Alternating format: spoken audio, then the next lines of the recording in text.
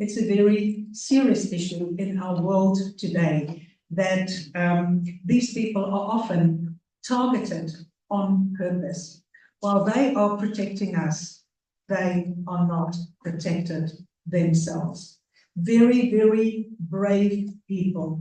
Every time I see someone being taken down, it angers me, and it also makes me very, very sad that you not only die for your own convictions, but also for those that you are defending. It's a high price to pay. And it is something that should not be happening in our day and age. How far have we come as humans, as humanity? I always think that as we progress, the world should become a kinder place, a better space for us to also raise our kids in, and for those that follow in our footsteps. So we have to work very hard at this constantly to make sure that also when we depart one day, that we leave the world in a better place than when we first entered. I'm very much looking forward to all the presentations and the discussions this afternoon. And I know that even though all of us are not out there in public, in our hearts, we are all human rights defenders. And I would also like to pledge my support for the centre, as always, for supporting their initiatives and what they are doing in this sphere. Professor Viljoen, for all the years that you were leading the centre, the amazing things that you've done, and the amazing alumni that we have, truly committed human rights defenders. So also a word of thanks to the Centre for Human Rights, to everybody who participates in the events of the Human Rights Centre, and also all the graduates, all the alumni of the Human Rights Centre. You know, I deal with many centres and units, and the Centre for Human Rights, I can say quite confidently that their alumni are so faithful, so committed, so dedicated to the centre. I have yet to see another unit or a centre with such dedicated alumni, people that you can call on at any time to come and assist, to contribute, to facilitate events. I think it's truly remarkable. And therefore, I also want to thank the centre, all the alumni, all the collaborators, everybody who plays a part in the success of the defence of human rights. Thank you again for being here today, for being committed to this cause. And again, Ms. Maseko, also, I hope that this event will be a rewarding one for you. As time goes past, I know it does not get easier, does not get any easier, but it's good to have events like these, to know that Thulani is remembered and celebrated, and he has set an example for everybody out there. So welcome again to everyone, and thank you very much for this opportunity.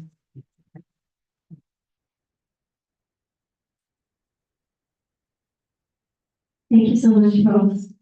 When I was listening to Prof, I thought of Thulani, that oftentimes when we reflect on the great men like him and some of the most incredible things that he has done for us, for this region, for this continent, we also forget that he's a human, right? And I think I remember the last time I saw him, we were in Lusaka in 2022, and I was trying to force him to dance because he was awkwardly standing by himself in the middle of the room, holding impossible.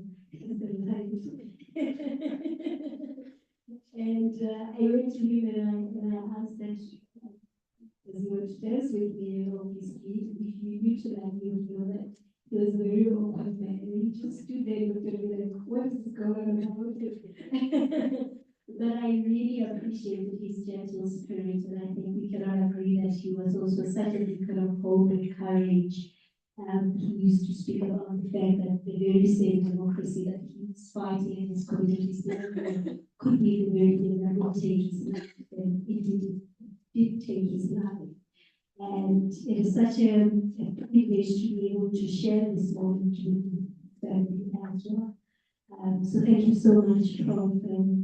And I think the young people in the room would agree with me, taking from your words that the Center for Human Rights is the Beyonce of the local country. Yeah. I love that one.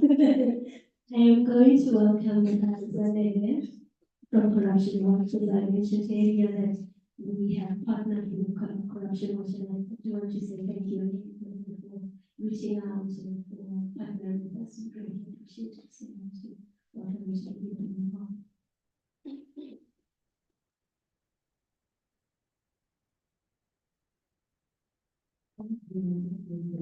involved.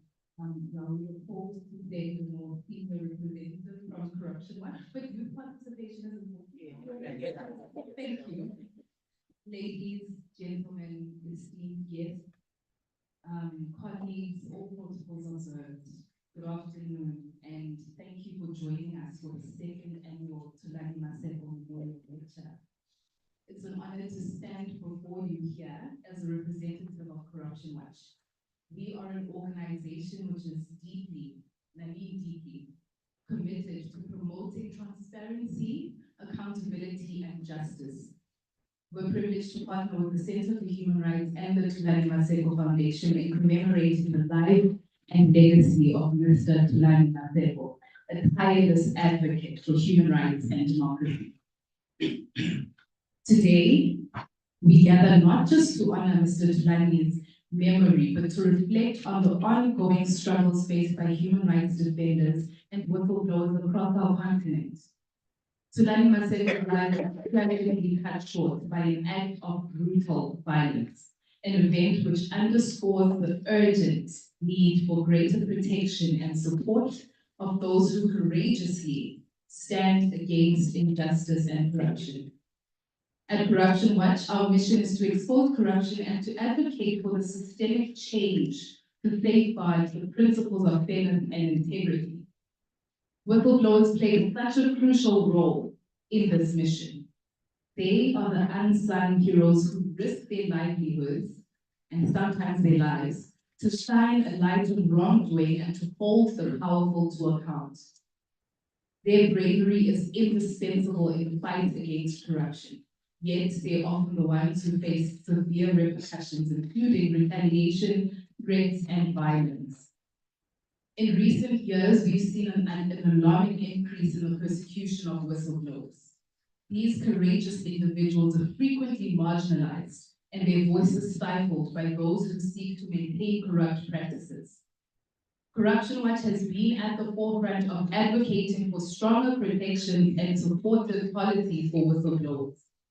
You've made extensive policy reform recommendations to the Department of Justice and continue to call for the improved legislative frameworks to ensure the safety and security of whistleblowers. The theme of today's lecture, the lack of accountability and impunity in the persecution of human rights defenders, resonates deeply with the work that we do at Corruption Watch. Impunity for those who commit crimes against human rights defenders and whistleblowers erodes public trust and undermines the rule of law. It's imperative that we address these challenges head-on through robust legal protections, rigorous enforcement of anti-corruption measures, and a steadfast commitment to justice. As we remember Mr. Thulani Maseko today, let us also review our dedication to creating a world where the voices of truth and justice can speak out without fear. Let us work together to ensure that the sacrifices made by Mr. Thulani Maseko and many others are not in vain. We must strive for a society where transparency, accountability, and human rights are upheld, and where those who expose corruption are celebrated, not silenced.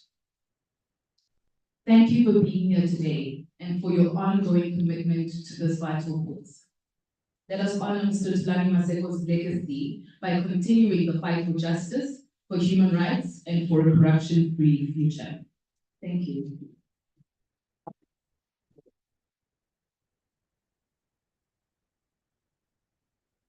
Thank you, Zandile. I'm going to welcome somebody that I think we should now call him the godfather of human rights, not only in Africa, but globally.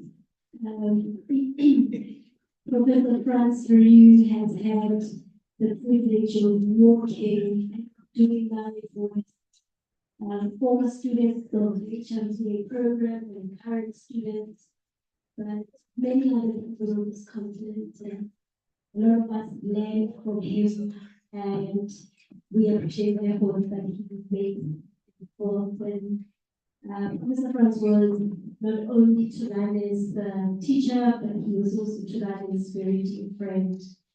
And we thought that there isn't any better person who would be able to reflect on Thulani's life as a human rights defender and human rights champion, but also Thulani the academic, and also Thulani the comrade that I know truly genuinely.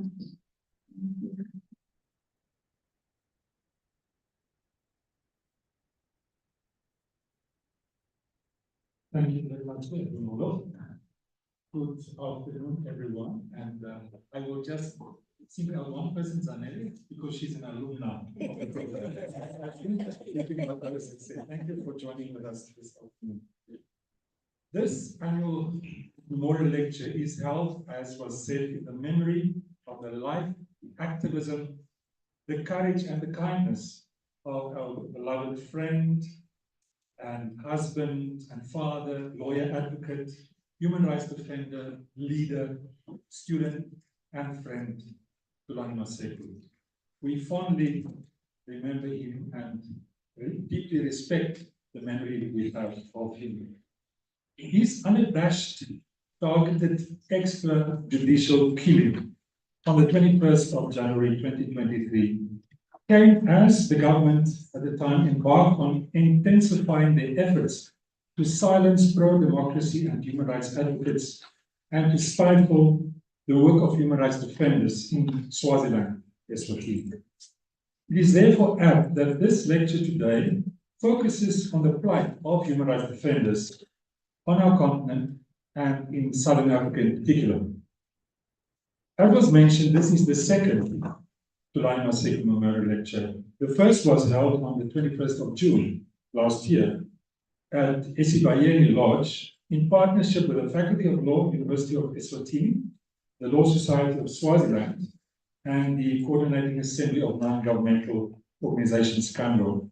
On that occasion, which was 5 months after his killing, the participants at the event asked the government to provide us, the family, the friends, the colleagues of Thulani, fellow human rights defenders, concerned citizens, ordinary Swazi people, to provide us with an update about the ongoing investigation into his death.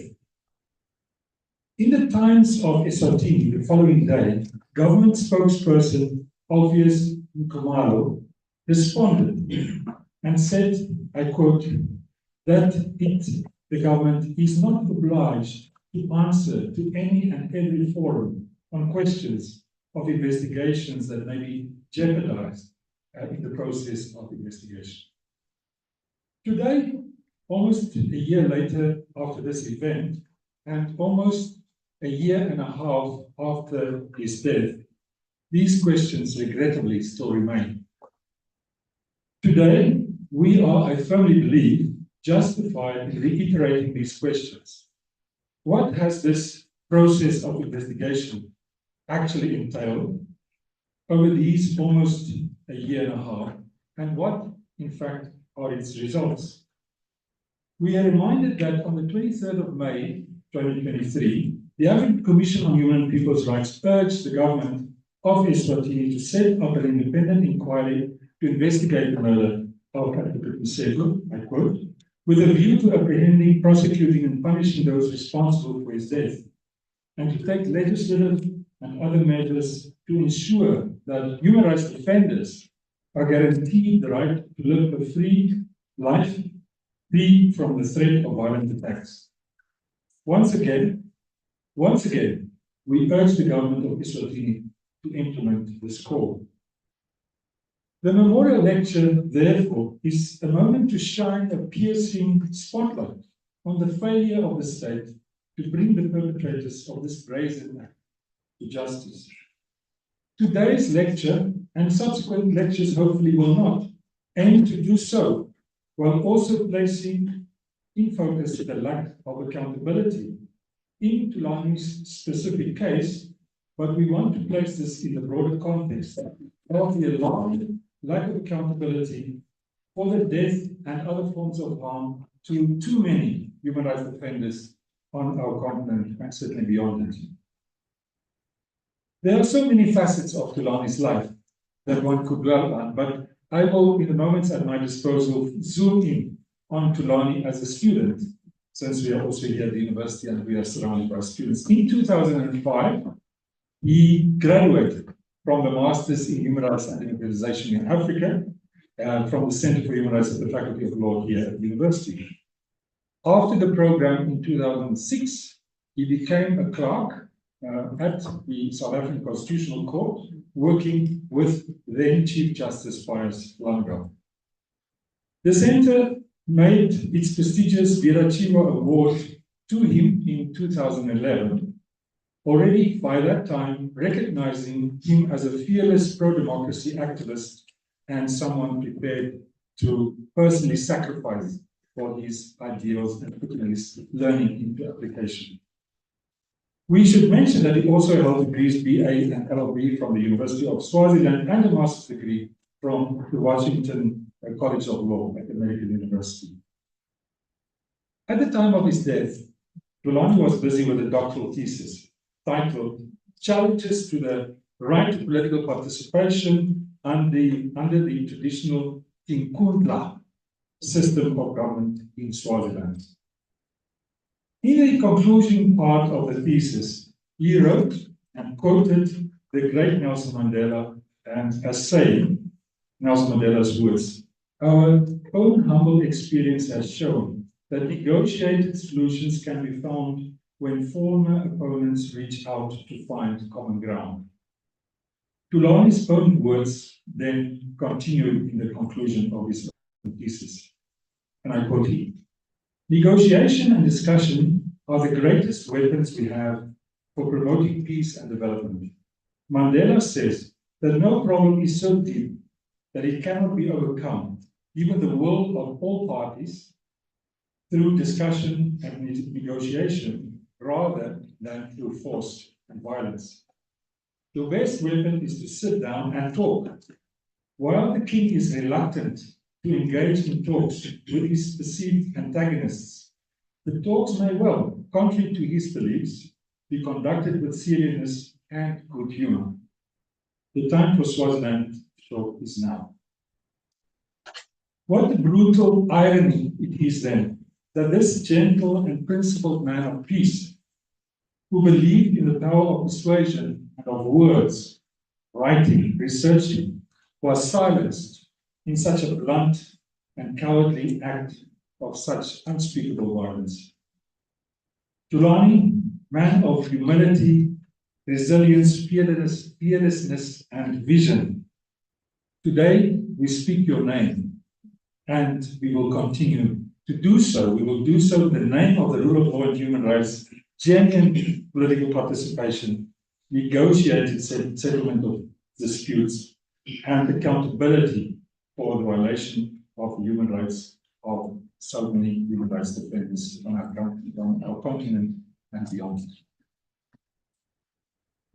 I was asked to also introduce our next speaker, Thulani Maseko. It's my great privilege and pleasure to do so. Thulani married Thulani in 2008, And they had two children, two boys together, daddy's boys, as she refers to them. And I think she was not only a wife, but a partner and a pillar of strength throughout his life. We all know that. But after his death, I think she importantly became the person who had to show steadfastness, resilience in the face of great adversity and great forms of harassment. I think in March this year, we saw the most recent example when Thulani and the boys returned at the Osuk Ngwenya border post. She was essentially detained, cell phone and passport was confiscated, and she had to undergo baseless interrogations. But instead of harboring resentment, she channeled all her grief, her sorrow, and sense of loss to the causes that Thulani held dear. She became a human rights defender in her own right, and I think she has shown countless acts of bravery since she's taken on that role. She has also subsequently become the vice chairperson of the Southern African Human Rights Defenders Network, and also founded and is now the Chief Executive Officer of the Thulani Maseko Foundation. We can just say to you, Panel, thank you for being here. Thank you for so many comments. Thank you, and we look forward to your words. And as you come to the front, may I just ask your forgiveness and the audience, because some administrative and logistical mishap forced me. I'm supposed to go to Bloemfontein, one of the few places colder than Pretoria now, I'm sure. Before nightfall, so I'll have to leave at some point. But we welcome you to share your thoughts with us, and we thank you for your presence and for what you stand for and what you've done so far. Thank you so much.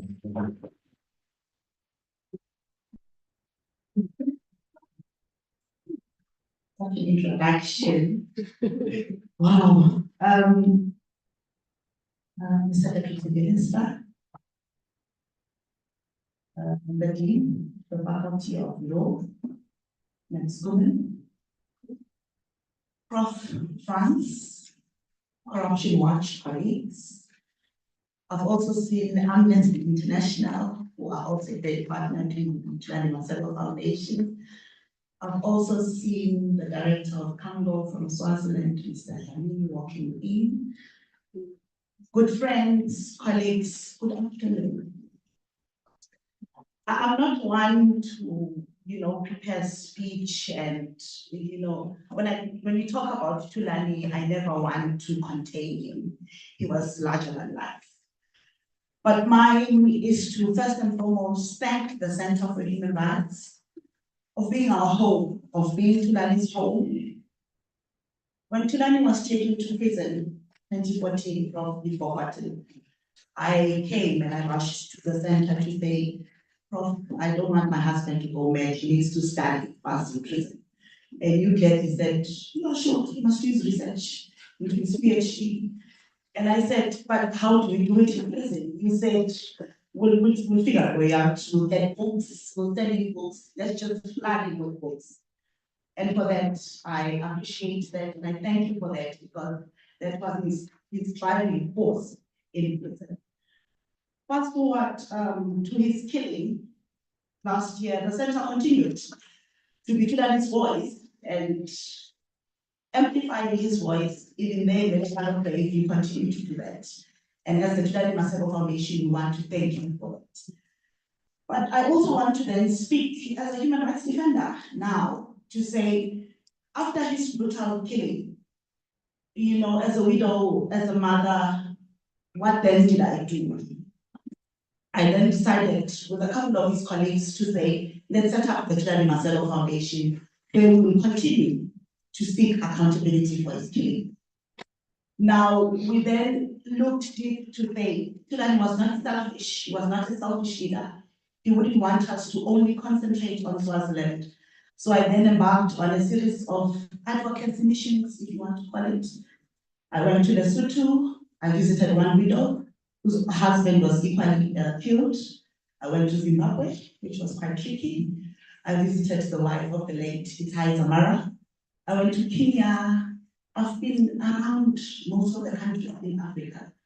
But what is striking and what is painful is that those women don't have voices. And what's painful is that they seek accountability, which is at the core of our discussion today. It's been more than 500 days since Thulani was killed. There's been no accountability. So as we engage in this discussion today, I urge us to look deeply as to how can we seek accountability for Thulani, yes, but for the other whistleblowers, other journalists who've been killed and silenced. And as we seek this accountability, then I want to throw this challenge to the Minister of Justice. Because many a times as human rights defenders, as whistleblowers, we then run for cover in other foreign countries to say, let the South African government maybe look into the laws, the immigration laws, and their visa application exercises and processes to best cater for human rights defenders, whistleblowers, because the work that these colleagues and comrades do is very vital in sustaining democracy. So if South Africa, as the so-called hub and admired democracy, if you want to call it, can look into those laws and how to best assist HRDs in seeking asylum and in getting comfort in South Africa. But my parting shot would be to honestly say, as we embark in this conversation, I honestly ask us to then think of a mechanism as well, a protection mechanism for human rights defenders. For, human rights defenders is a broad term, but the journalists, the lawyers, there's grassroots comrades organizing on the ground. Think of these protection mechanisms as to how best can we cater for these HRDs on the ground, and how do we then sustain them for them to be able to cater for every HRD. And I think as Thulani would really want us to do is to say, let's never be silent. They may have silenced him by killing him, but let's amplify his voice as we seek accountability for him, but not only for him, but for other human rights defenders in the region. So with those few words, I'd really like to thank you all for finding the time and coming and supporting us, the Thulani Maseko Foundation. Thank you so much to Corruption Watch. Thank you so much to the Center. Thank you very much.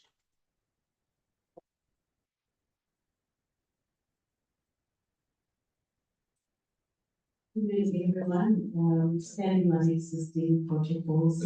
My name is tireless. I work with Women for Democracy and Civic Engagement Unit of the Center. Thank you to Prof. and Mrs. Maseko. I think you've made my task a little easier now. Really building on what you said about the importance of solidarity and the importance of sitting down and having a conversation, I would now like to invite Noma Maseko from Human Rights Watch. She will be moderating a panel in which we are doing just that, sitting down, having a conversation, humanizing human rights defenders, but also looking at ways in which to protect them. I will not steal Noma's thunder. She will introduce the panelists and go more into what we will be speaking about this afternoon. Thank you.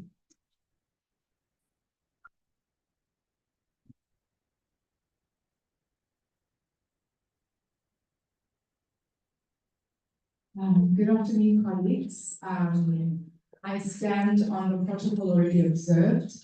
My name is Noma Maseko. I am a researcher at Human Rights Watch, where I cover human rights issues not only in South Africa, but in Lesotho and Swaziland. It is an honor and a privilege to facilitate and guide this panel discussion with these strong, solid, and seasoned experts in the human rights field. Please allow me to invite Dr. Sipho Malunga, a human rights lawyer and academic, Ms. Amina Mwakambo from the Center for the Study of Violence and Reconciliation, as well as Ms. Nobukanya Kize Karise from Amnesty International. Please, a round of applause as we welcome.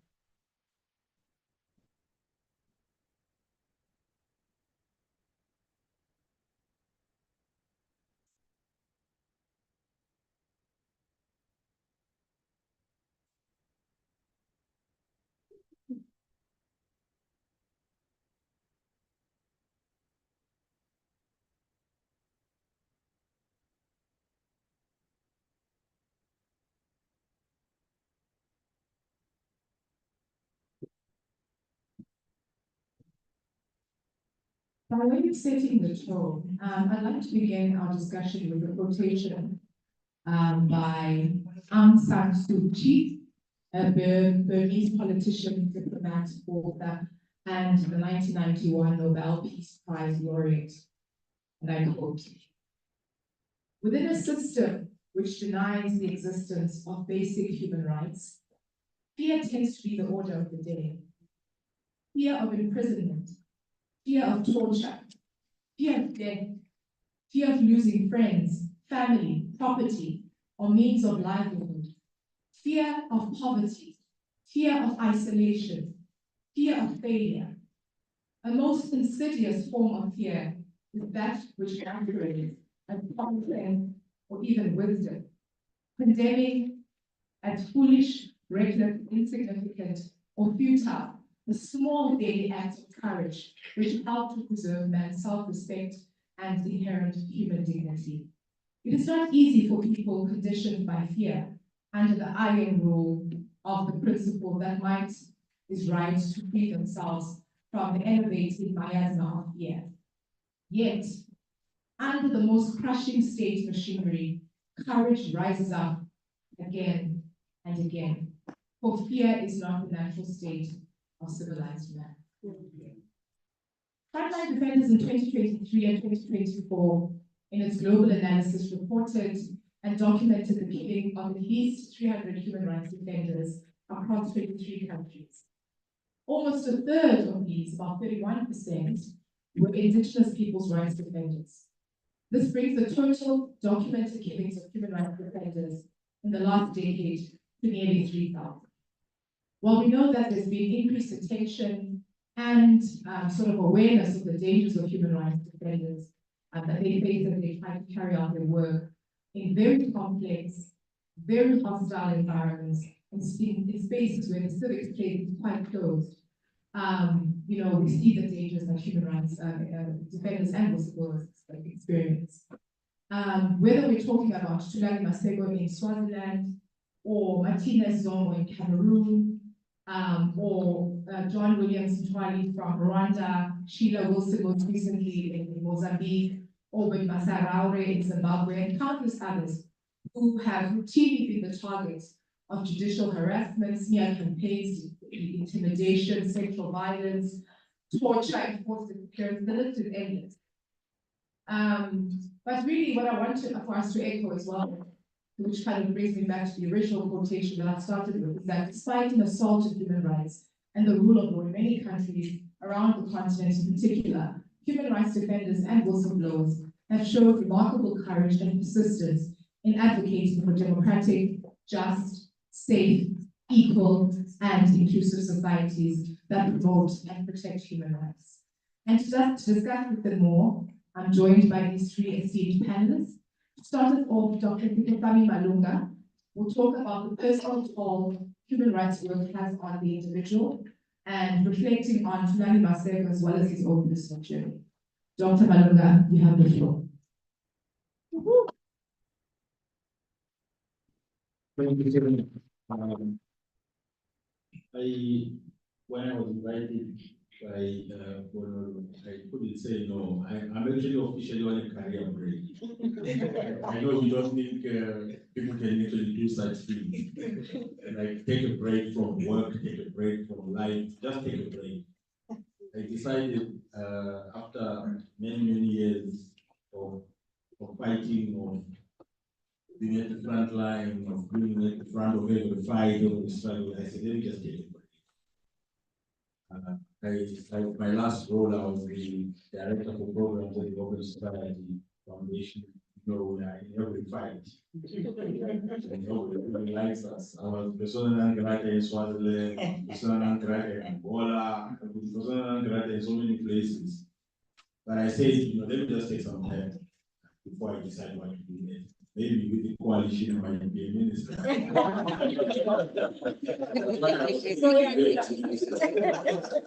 Get some tips on how you can get. So, you know, Thulani was my brother. Thulani was not my friend, he was my brother. And, you know, I see a lot of, it's fascinating how you are drawn to people because of your personal experience. Thulani and I were very much alike. You know, kind of recklessness when you are fighting, like you don't care, and you don't, and you sort of even forget that your responsibilities, your children, your family. And we always used to joke that, you know, people will kill us, you know. Well, they kill us, but they can't kill all of us. That was always the logic, right? That if you're fighting, if you're not fighting alone, they'll kill one, but they don't want to kill all of you. And the ones that remain will continue to fight. And that's the spirit with which we've approached this. And for me, you know, I'm a child of the struggle, a little bit about myself. And I look at myself and my own experience, and I look at Thulani's kids. I'm like, oh my goodness, life just repeats itself in ways that you cannot even imagine. I mean, my father was a nationalist before the Rhodesian government, years and years, and he was incarcerated for about 18 years in the Rhodesian jail. When I was born, he was in jail. He was released when I was 10 years old. So I never saw my father as a free man until I was about 10. He was always behind cages and bars and used to visit prison with my mother.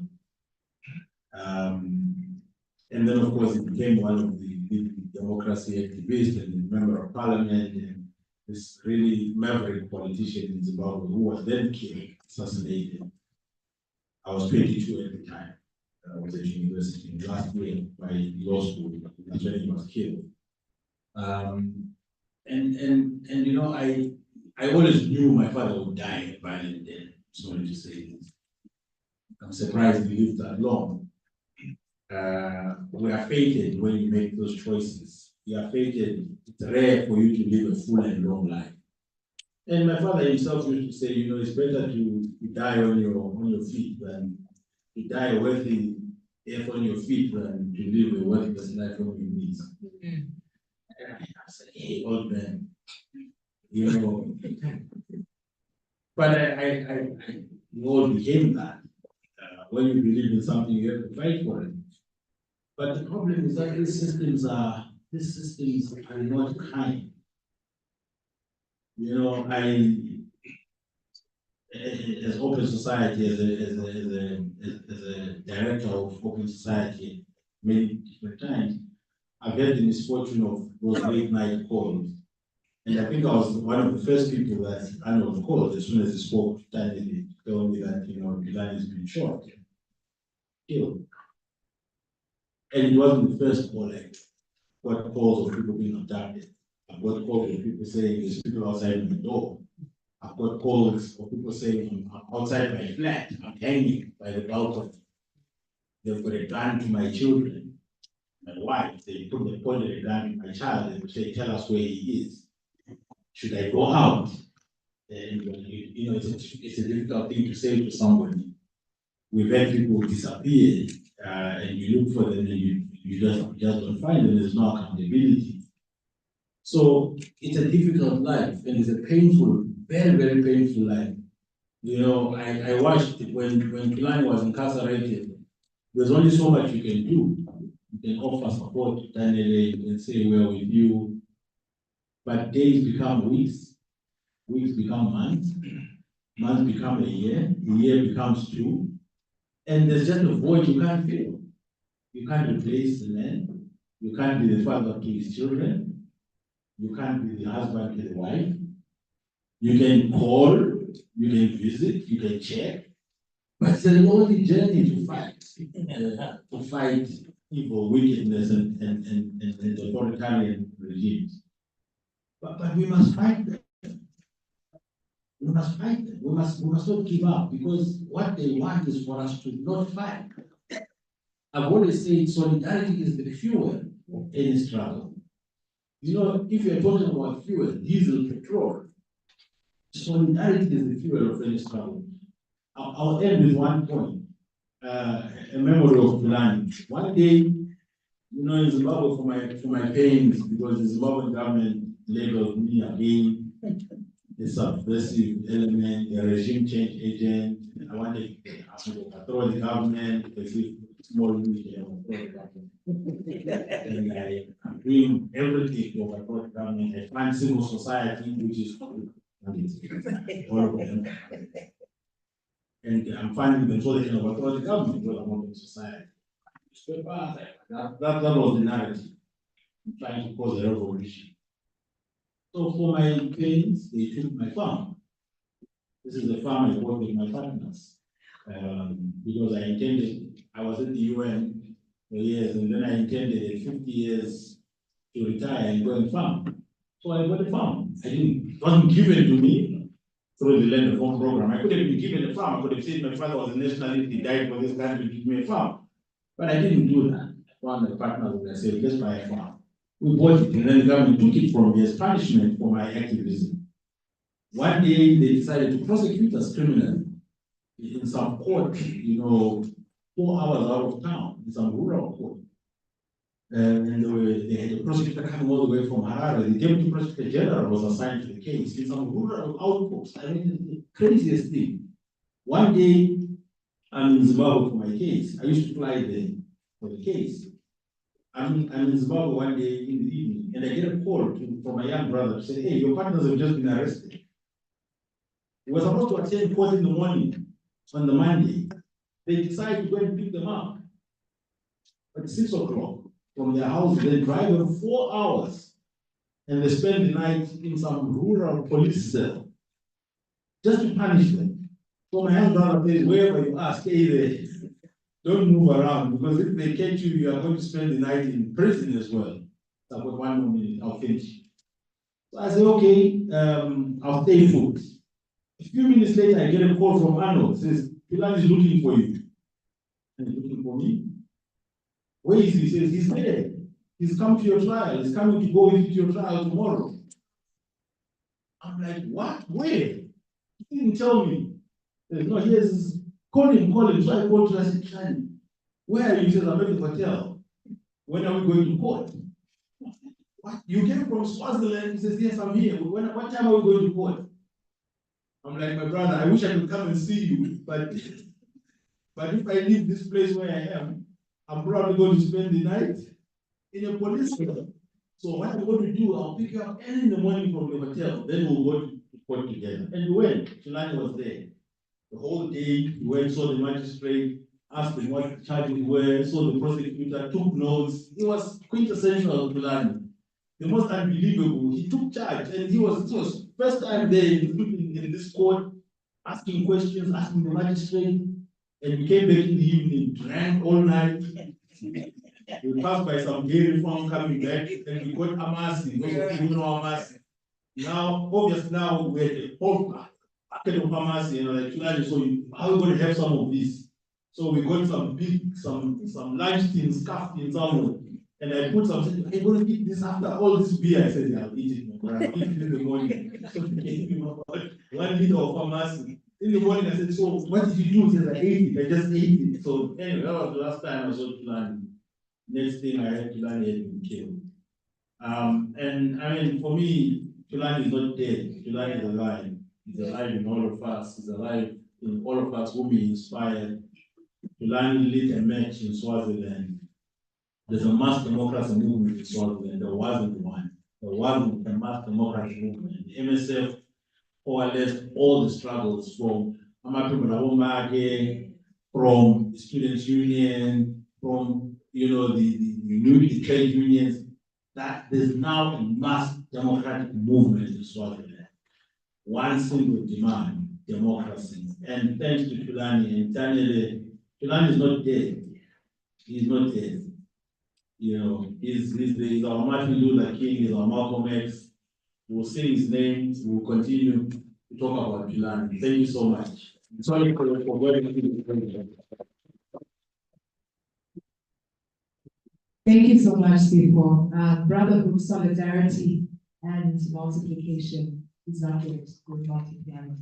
I now invite Mr. Mukanya Kiza from Amnesty International, who will offer some legal theoretical analysis and also talk about Amnesty's 500-day week of action campaign. Thanks. Thank you so much. Yes, I hope it's less than that, but it's lovely to be here. It's lovely to see you again. I too stand on the previous protocols, and I'm so happy to be with colleagues here working all over the world to advance human rights and to protect human rights. It's a real privilege and an honor. As you said, my name is Kanyo, and I work at Amnesty International as the Deputy Regional Director for Research. Dr. Sipho, I too am the Solomon Grata here and there, and yeah, I'm an enemy of a few governments, but I'm not yet where I can afford to take a career break. But I want to follow in your footsteps, and I really hope that soon enough I too can take that career break. But yeah, as Amnesty International, it's really an honor to be a part of this event and to commemorate the life of Thulani Maseko. As an organization, we exist because of people like Thulani who take human rights violations personally and take them seriously. As I've mentioned, I wish to recognize partners present here today, but I wish to particularly recognize Dagwetu Danele. It's such an honor and a privilege to be with you today. As Amnesty, we stand in solidarity with you as you continue to seek and pursue justice, and you are a role model to us women human rights defenders all over the world. So it's really an honor to be with you today. I just also want to start in the same vein as Dr. Sipho to recall the last time that I met or spoke with Thulani, and that was in the Gambia on the margins of the African Commission session. There I was organizing a side event on the margins of the Commission session, and this side event was focused on protection of the rights of LGBT persons in Africa. Now, if you know the Commission's stance on some of those issues, you know that that was a very unpopular side event, and the content was not one that everyone was jumping to involved in. It was quite a hostile context, I must say. And the only people who attended my side event were the few queer people who were actually able to access the Commission, which is so difficult for many human rights defenders across the world to actually physically be present. But not only did Thulani attend my side event, he also participated very actively in that event. And not only did he participate and attend, we proceeded to have lunch together immediately after that event. And you know, working on LGBTQ issues on that space, sometimes you feel like you have leprosy or some sort of disease that nobody wants to associate with you. But Thulani and I sat and had a beautiful lunch together, and during that lunch, we spoke about how can we support the case that was at the time, it was before the appeal court in Swaziland on the right to freedom of association for LGBT organizations. And he expertly, you know, gave very solid advice, which, you know, left me very impressed of his knowledge of the legal system, the rules of courts, you know, without referring to anything in terms of documents or whatever. It just really just rattled the whole thing, and it was so helpful to me. But I also was so humbled that he took the time and the generosity to give me, you know, those pearls of wisdom, which were very instrumental. So with that, I really saw the true definition of a human rights defender in Thulani. He acted to defend and promote human rights in his own context. But he also didn't deny the existence of the enjoyment of human rights by others, even when this was very unpopular. Even as I think our colleagues have stated, especially Professor Banyun, Even his enemies, he did not call for hate or deny their human rights. So he was a really true human rights defender. And I think as we know, it's very clear from the international and regional level that there are strong and clear standards on the protection of human rights defenders. It's clear that states have a duty to recognize and support the human rights defenders and their work. They have a duty to adopt legislation on the ground to give effect to the UN human rights defenders. But they also have a duty to especially recognize the particular risks faced by women human rights defenders. And I think, as was alluded to, Daniel is one of the people who has experienced some of the gendered threats that are experienced by women human rights defenders, and states have a duty to address those. They also have a duty to refrain from using the judicial system against human rights defenders solely for the exercise of human rights. These standards also call on states to establish national protection mechanisms for human rights defenders and to effectively address threats against HRDs through prompt, thorough, effective, impartial, and independent investigations. States must bring suspected perpetrators to book and provide adequate redress for victims. But as we all know, Thulani's case is a poignant example of a lack of accountability and impunity for attacks against HRDs, which we see across the region. Earlier this year, Amnesty published a report highlighting really the alarming trend that is widespread, and that is the crackdown against human rights defenders, journalists, protesters, and opposition politicians.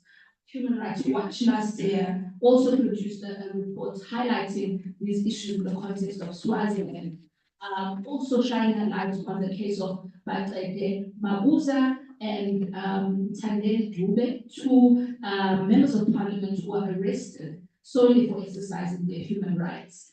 And that case was also a very clear example of how governments use laws and the judicial system to suppress dissent and to silence dissent. So what do we do then in cases where there's such a lack of accountability and such impunity, despite the fact that we have these international and regional standards which call for governments to protect human rights defenders? What do we do when the highest bodies in our region, including the African Union, the UN, SADC, and special procedures, have called for justice and accountability, but they've been blatantly ignored in this particular case? As Amnesty, we believe in people power. When Amnesty was founded all those years ago, it had the objective of harnessing the enthusiasm of people all over the world take seriously human rights violations and who are anxious to see a wider respect for human rights. Those who believe that it is better to light a candle than to curse the darkness. As such, Amnesty procured an independent pathologist to produce a report which provides detailed evidence about Thulani's death. This in light of the government's failure to conduct a full and impartial investigation into his death, which we hope can be used to seek justice in this matter. We've also launched a campaign to mobilize global support for Thulani Maseko. This campaign culminates in the 500 days week of action, which aims to pressure the Swaziland government to conduct an independent investigation and ensure that justice for Thulani's family. Our objective is to extend beyond ensuring justice just for Thulani, but also to seek an end to the crackdown on activists and government critics in the context of Swaziland. So I urge every one of you to join us in taking action. Let us stand in solidarity with Daniele, with Thulani Maseko's family, and with all the human rights defenders who risk their lives looking and seeking for justice. Together we can certainly make a difference. So please take a moment to sign this postcard, which I'm sure you all have received. This postcard will be sent to the Swazi High Commission in your country, as well as to the Ministry of Foreign Affairs and Relations. Copies also to be sent to the ambassadors in the Kingdom of Swaziland to raise the issue in bilateral meetings with government of Swaziland. So with that, it's really just a call on all of us to continue, as I think all the speakers have said, to light a candle where we are and to take human rights violations personally. Thank you. Thank you so much, Danielle. Amina, I'm going to hand over to you. Amina is a psychologist at the Center for the Study of Violence and Reconciliation, and she will be reflecting on mental health and psychosocial support for human rights defenders. Thanks. Thank you so much. Greetings, distinguished guests, all protocols observed. You know, when I got the call to come and be part of this memorial lecture, I was like, okay, I can do this because this is kind of the field that I work in. But one of the reasons why it is so important to me is because I grew up in Swaziland, and when I was growing up, perhaps this reflects on my privilege.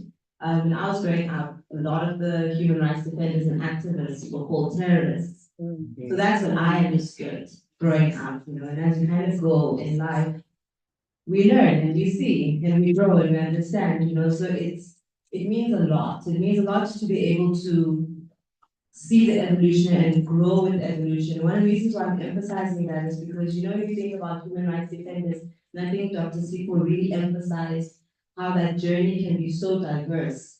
You believe in something, but it's not something you believe in your mind. It's not like how you believe in gravity, right?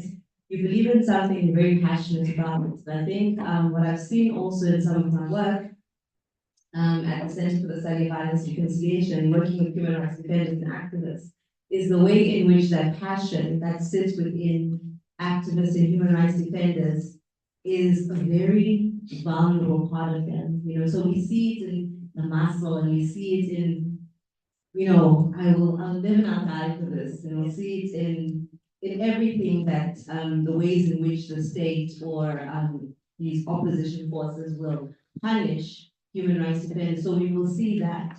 But what's underlying in the human rights defender is the human. And that person is sitting with beliefs, and that person is sitting with values, and that person is sitting with the understanding that even if it's just me who believes in this and I run with it, it might benefit others. So I will take that and I will run with it, even if it means that I might have to die for this. And that's very vulnerable, extremely vulnerable. Yes, it's a strength. But one of the things that it then does is that we find that with human rights defenders, they get punished for exactly that. You know, they get punished by systems and organizations that are way bigger than them, way bigger, you know. Systems that are expected to uphold human rights, systems that are expected to promote equality, systems that are supposed to protect vulnerable groups. Sometimes some of those systems, the way they're structured, are the very ones that punish. And I think if we think about Thulani Maseko, I mean, I remember when I heard the news that he had been assassinated. It was one of those situations where I sat and I thought about it, and then I thought about some of the people who had even come before him, and the way in which, because of how he had run, and the way in which many human rights defenders in Swaziland and their allies had really run with, you know, the vision. It wasn't as easy for them to be called terrorists anymore. And that's one of the things that we can appreciate when human rights defenders have to sometimes turn their backs on themselves in order for the greater good. And when I say turn the backs on themselves, and we think about it from a mental health perspective, it means that there's times when, you know, Dr. Siko said, you forget that you have a family, you know, and it's not like a flippant thing. There's this big thing that's happening in society, right? And you're running with it and you believe in it, you know, and you're not they're often not saying, okay, I don't care about my family, you can do whatever. They're saying, I'm running towards this. And what then many oppressive systems will then do is they then target their families, you know? And there's that dissonance that happens internally, psychologically, that's where that psychological torture then starts, where they have to then say, my family might not be safe if I continue with this, but what do I do? You know? And that's a very difficult place to be in, you know, but then what do you do? Do you stop and sit, or do you continue running? And, you know, you often think about things like psychological torture. A lot of it is that, the way in which these systems can get into the mind of a human rights activist or defender to twist or shift and kind of expose them in ways that they will not readily and easily go against, to continue to run with the mission that they have. So sometimes the families do get targeted. Sometimes we find that there is like that tension within the families where it's like something might happen to you, and then what's going to happen to the rest of us? And when I work with human rights defenders, they will talk about that my family members are not happy with me, but this is what I have to do, you know? And that's very difficult. We find that in some situations they are being victimized, their family members are being victimized. Some situations, one person will be victimized or targeted to impact on the rest of the group. I think one of the things that we've kind of heard in some of the human rights spaces is the way in which the violence was enacted on Thulani Maseko. It was very specific. It was very specific, and it was very brutal, and it was very gruesome. And it was done intentionally, it wasn't a mistake. And part of that is because what happens in the violation is that it's also a message for others. So while other human rights defenders are trying to grieve and trying to sit and trying to just kind of connect with what has actually happened, there's that resounding voice that happens in the mind that this might happen to you and will make it as, gruesome or brutal as this. So what I do want to just kind of introduce to this conversation and the discussion is that we do know that there's ways in which the structures, we talk about it, how do you protect human rights defenders? There's many ways, but there's a psychological component that becomes very important because people are working in survival mode. Noma had mentioned a very beautiful message about the fear. And that fear is a part of my everyday life where you're always in survival mode. You're in isolation because you go home to your family and tell them about your day. It's not easy. You have to keep some things distant, but then you still want to connect. What does that mean for human connection? What does that mean for family relationships? So I really just wanted to emphasize that there is a very important space for managing mental health for human rights defenders because running the race is very difficult and it can be isolating. We speak a lot about solidarity, and solidarity is there, but there are those moments when you're sitting alone and you're looking around and you're thinking about yourself and you're thinking about how this is very difficult and it becomes very isolating. And the pressure and tension of the mission, the purpose, weighs so heavily because remember, not one of us is supposed to be trying to defend human rights. Another thing is there are people who went before us so that we could have those human rights, right? So ideally then the state is supposed to be able to uphold. But what then happens is that then people have to remind and keep going to retain and sustain and maintain. That's a lot of burden on psychological well-being. So I just want to end with that and just emphasize the importance of the mental health of human rights defenders and also prioritizing spaces where human rights defenders are able to come together and reflect on what does it mean for us to do this? What does it mean for me as an individual? I know that I'm a part of something massive. I know that I believe in something that's real, that's true, but what does that then mean for me and my family as well? Thank you so much, Amina. Thank you for reminding us of really, I think the psychosocial support and just general wellness is quite neglected in the human rights space. It's almost like the humanness of who we are, the fact that we're made of flesh and blood is neglected. It's almost like we're made of steel. But thank you for that reminder. Colleagues, please join me once more to celebrate our panel. Run to the keynote. If maybe I'll note maybe two quick hands there, two pressing questions for the panelists before I hand over to Tarino. I recognize you, gentlemen at the back. There's one more here. Do we have a roving mic or happy to? Okay.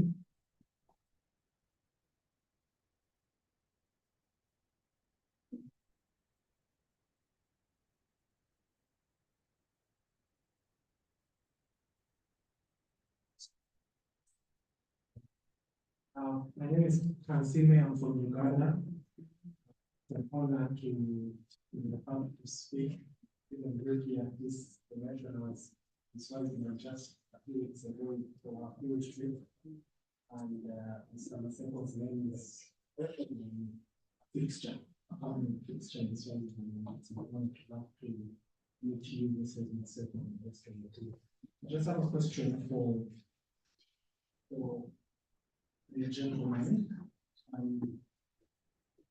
While you were talking in our WhatsApp group as HRTA students, we're just asking ourselves, is it really worth it to go through not just the program, but also a lifetime of activism, which puts not just you in danger, but the rest of the family and the rest of the people associated with you? How do you maintain your own composure in life, but also to, I think it's been echoed in the mental health concerns, what keeps you going beyond the day when you have a very terrible day or encounter with the state and all its machinery?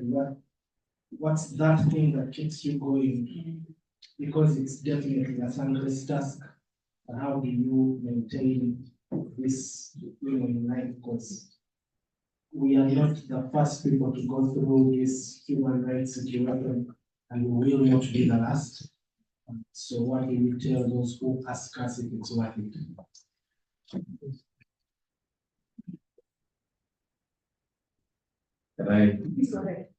Thank you. My name is Michael. I also come from Uganda. I'm a human rights defender, and while I was sitting there, I was really wondering many things. I've had the opportunity to work to support human rights defenders. And one of my biggest moments when they died because of processes, systems.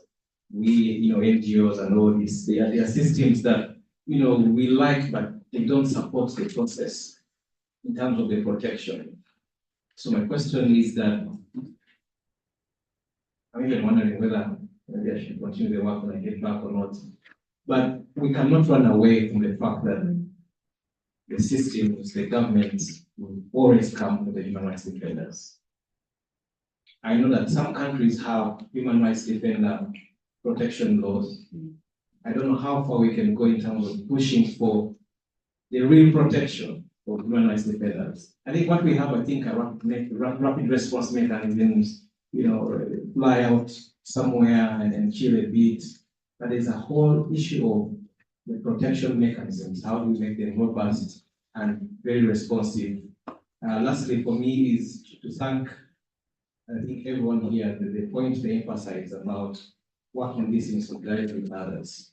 That's the point Dr. made, that let's say that they will not kill all of us. You keep joking about this with our friends, but then there's a family around you, there's all these things, and it gets to your mental faculty, and you start debating whether it's worth it, like Katsina is saying, or not. So where's the hope?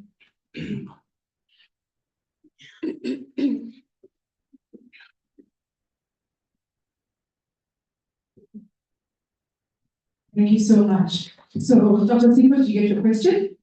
And your specific question was it directed to anybody in particular or anybody? Maybe, Karen, do you want to take it? Brilliant. You have 1 minute and a half. So for me, it is worth it. It is worth it. Think of it this way. The trees under whose shade you sit were not planted by you. They were planted 50 years ago 100 years ago by somebody. Think of it this way. If Mandela, Begi, all those folk had not gone to the 1 year and been tried and been jailed for 28, 27 years, we wouldn't be where we are. They're all gone, dead. They never lived 5 years outside going out of jail. People like my father, who spent years and years in jail, I would never have become a lawyer. I would never have become a human rights defender myself. So it is worth it, because to do nothing is to literally give away your right. You may not see freedom yourself, but your fight for freedom will ensure that others will see freedom. It's a very important thing. A friend of mine once said, democracy is like taking a bath. You have to take it every day, even if you're feeling clean. It's not like you're going to say, today I'm feeling so clean, I'm not going to bath. You bathed yesterday, you bath again, even if you feel clean. So we have to fight. Nothing comes for free. Nothing ever. Freedom is not free. The fascinating thing about freedom, the oxymoron, the word itself, freedom, but it is not free. You have to struggle to get it. This is the fascinating thing about that word. So it's worth it, my brother. I know it's difficult, but you have to gauge. There are times when you have to step back, so you fight another day. There are times when you have to get out, because it gets hot. Remember, when you push, the pushback is hard. And these people are pushing back with money, with power, with guns, and they will kill you. There's no question about it. So the choices you make is, how do I avoid the worst case in this case? And there are things you may not be able to avoid. Because in reality, this stage, when they want to kill you, they will kill you. Let's accept this reality. You can do everything. You check your tires. I always check my tires. I check who's following me. I check this. I check this. You can do everything. The phone, they'll survey you. You become almost like a secret service agent yourself, because you're always thinking, okay, who is she? Do I really know her? And all these things, you suspect family, you suspect. It's a terrible life. I don't want to lie to you. You don't eat at restaurants, you don't just go around eating anywhere. You don't drink, it's a terrible life. But what it means essentially is that you've made a choice, and you need to make certain adaptations to how you conduct yourself in light of the choices you've made. It doesn't mean that you're not going to get poisoned in your own house by the maid who has been paid by the state to come and poison you. It may happen. But anyway, it's worth it, my brother. We wouldn't be free as Africa if our forefathers had not fought. We would still have the colonizers governing us. So it's worth it that they died for it. So death is part of the rite of passage for freedom. Sounds a bit solid, but it's true. And that's why we think Quran is there as the rite of passage for the freedom of the people of Swaziland. It will come, and Thulani's name will always be etched in history as the person who fought and guided the initial struggle for freedom in Swaziland. Thank you.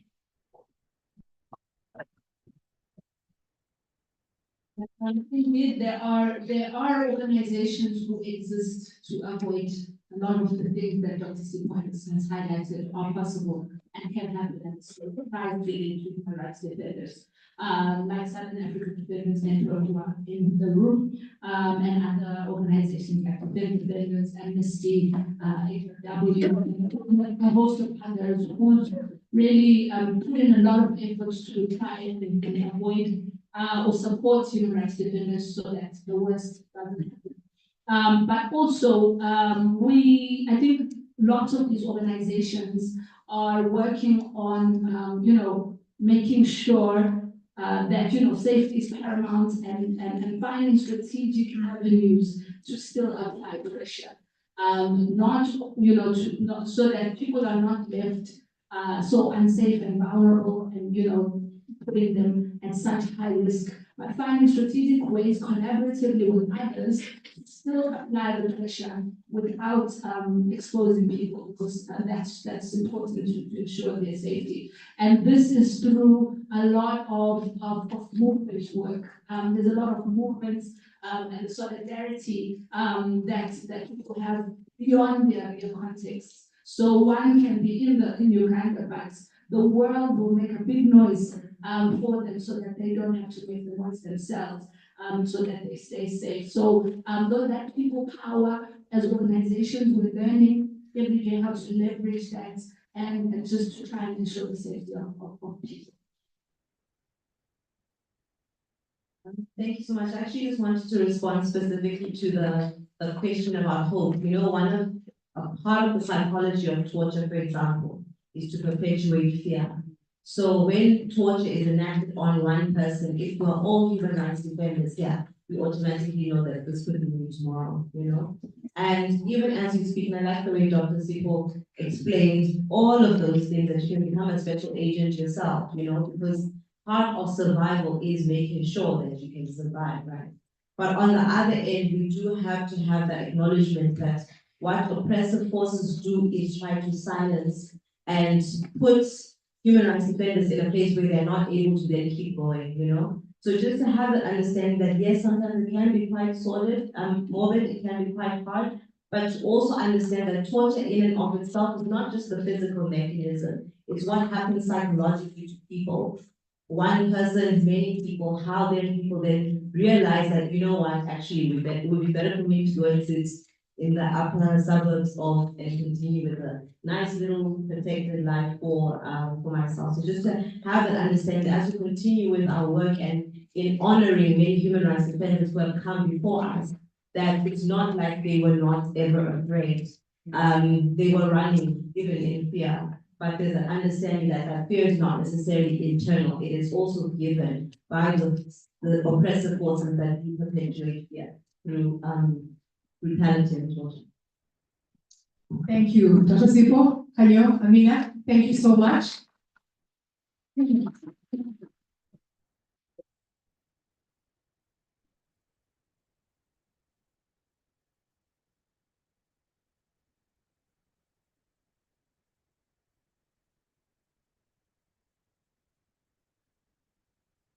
you to our panelists, and thank you, Mama, for facilitating that conversation. I think very important, again, highlighting the power of solidarity, people power, but also that in as much as we have all of this power, we need to have the mechanisms that can allow us to enforce this power. It is a privilege and an honor for me to invite our next speaker, Honorable Harold, Honorable sorry, Honorable John Jeffrey.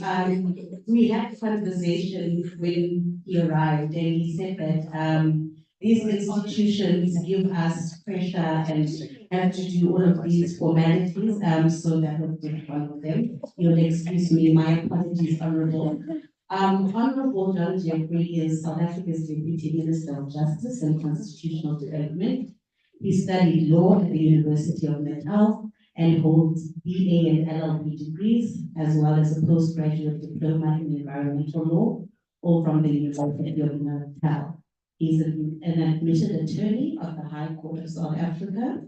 He has been a member of the National Assembly of Parliament since 1999. He's a former member of the Portfolio Committee of Justice and Constitutional Development, where he was institutional in taking a number of pieces of legislation, such as the Criminal Law, Sexual Offences and Related Matters Amendment Act, and the Child Justice Act of 2008. He has held the position of Parliamentary Counselor to the President and Deputy President from 1999 to July 2013.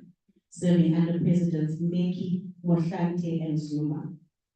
He was appointed as Deputy Minister of Justice and Constitutional Development in July 2013 and was reappointed in 2019 by President Cyril Ramaphosa for a second term of office. Honorable Jeffrey is passionate about justice, human rights, and constitutional awareness, and as such, it is befitting that he delivers the keynote address this afternoon. Honorable.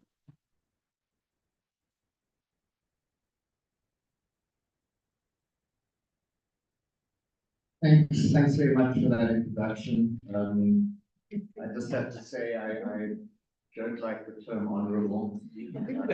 Politicians or our comrade is fine. And I don't particularly like my second name, which is Harold. But yeah. But maybe just two points before I start the speech. The one is, this is going to be one of my last events as Deputy Minister of Justice. I've got one more than I know of. The inauguration of the president will be this coming Wednesday, a week today, and so my term ends the day before. And I've opted not to seek election to Parliament. I declined nomination. It's been 30 years. Before 99, I was in the KwaZulu-Natal legislature from 1994. So yes, it's one of the last times I'll be doing this. I'm not going to be retiring. I just need I don't know, Dr. Malunga, whether I need to go as far as you, what you're doing, but I need to do the same things, but in a different way, and maybe try and get some rest before the next chapter starts. The second point I wanted to make is that today is an anniversary in terms of South Africa's history. It's not the anniversary of the end of the Rivonia trial, which I'm speaking about, which also did end today in 1964. But 38 years ago today, the then state president of apartheid South Africa, P.W. Botha, declared a national state of emergency. And it was really their last main effort to try and stop the revolt. And that state of emergency carried on until 1990, when F.W. de Klerk did not renew it. It had to be renewed every year. But 38 years ago, last night at midnight, the police went around to activists' houses and political leaders' houses and detained them. They detained them at midnight because they told us, and I was one of the people detained, that they were detaining us in terms of the Internal Security Act. And then they took us all up to prison. And then later that morning of the 12th of June, 1986, they said, no, P.W. Botha has declared a state of emergency, and you're now all detained under the state of emergency. And the state of emergency basically gave increased policing powers, and you could be detained without trial, without any reviewability by the court.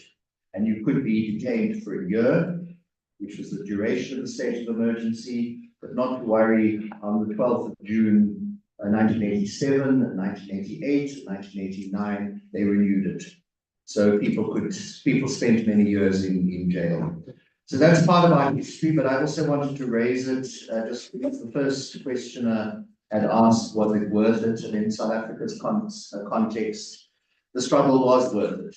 We got democracy. Yes, we've still got challenges, but we got democracy, and what we had then is nothing, what we've got today is nothing like it was then, with all the rights and 48 hours in court, you know, in detention before you go to court, all those kinds of things that just didn't exist. But it's indeed an honor to be here and to be able to participate in an event which is named after a person whom United Nations experts refer to as a pillar of human rights. For that, Thulani Maseko truly was.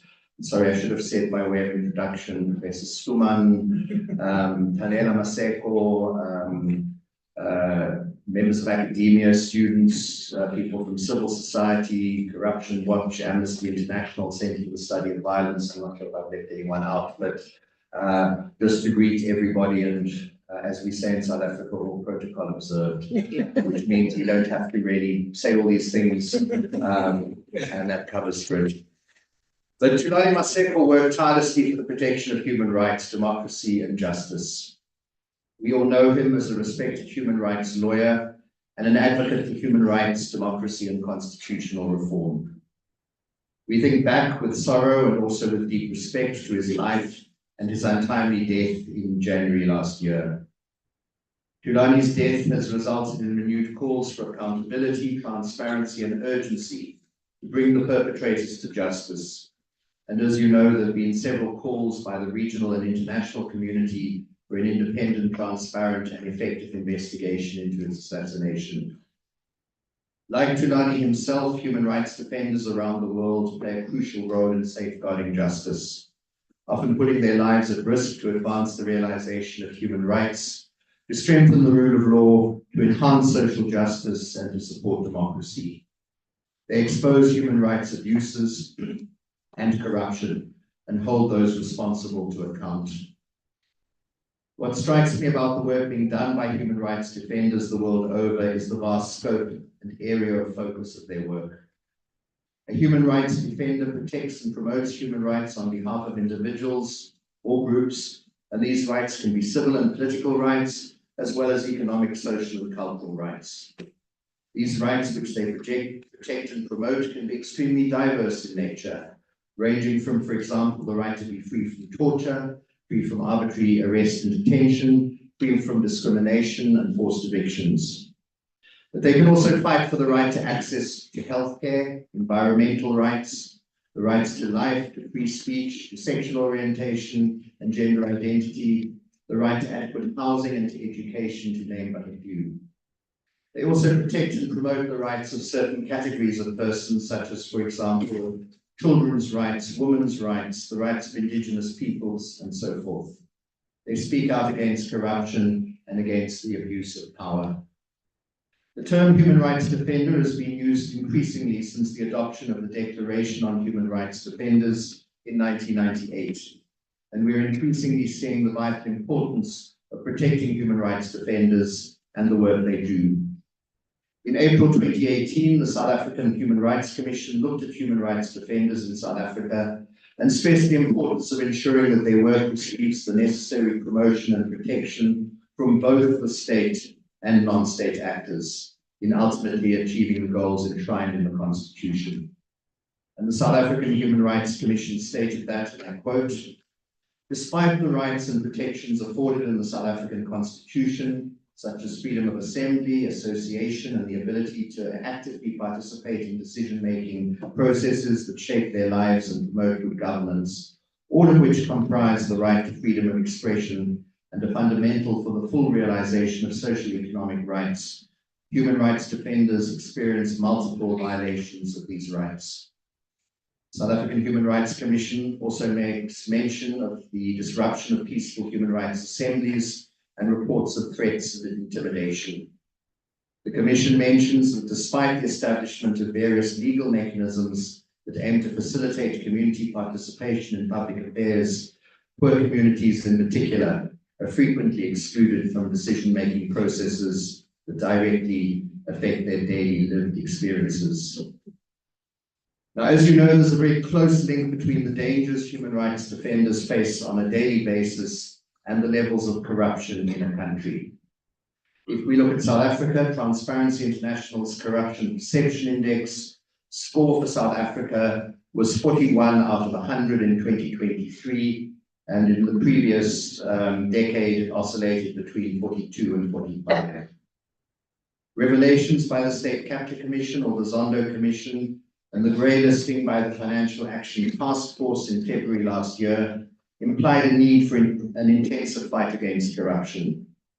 Several measures in place to fight corruption include the National Anti-Corruption Advisory Council, overseeing the National Anti-Corruption Strategy, the National Anti-Corruption Hotline, overseen by the Public Service Commission, as well as whistleblowing legislation and protection. What is important is that we ensure that perpetrators do not enjoy impunity for their crimes. We need to deliver justice without fear or favor, and that we're trying to do. The recent progress in the cases of the ex-CEO of Steinhoff and the ex-Speaker of the National Assembly add to a growing number of cases involving high-profile accused from both the public and private sectors, which demonstrate the National Prosecuting Authority is pursuing its mandate without fear or favor.